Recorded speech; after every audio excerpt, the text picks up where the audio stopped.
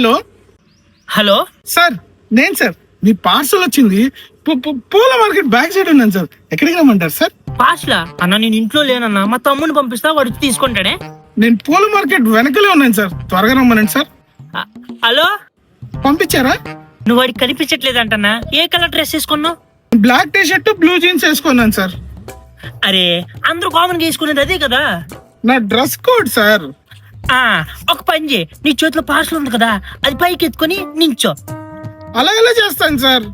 అరే, గుర్తుపట్టడానికి బాగా ఈజీ అవుతుంది కదన్నా. సరే సార్, తొందర పంపించండి.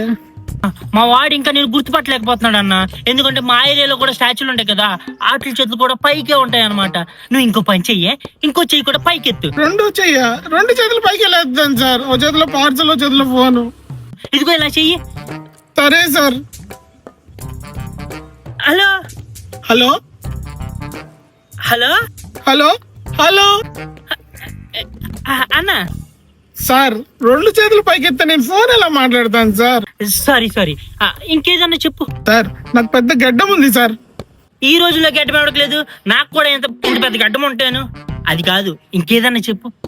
అరే, నాకు విషయం చెప్పు, ఈ చెడ్డీ కలర్ ఏం వేసుకున్నావు? సార్, ఏం మాట్లాడుతున్నారు సార్? గుర్తుపట్టడానికి ఈజీ అవుతుందని అంతే. Brown sir. ఏంటి బ్రౌనా? అయితే ఓ పని చేస్తావా?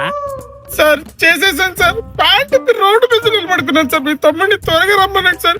ఎవరన్నా చూస్తే బాగోదు సార్. అరే, నువ్వు ఇంకా వాడికి కనిపించట్లేదంట్రా. ఎంతకీ అదే రంగు? అమ్మా సార్, మీరు మీ పార్సల్ వద్దు, నేను వెళ్ళిపోతున్నా.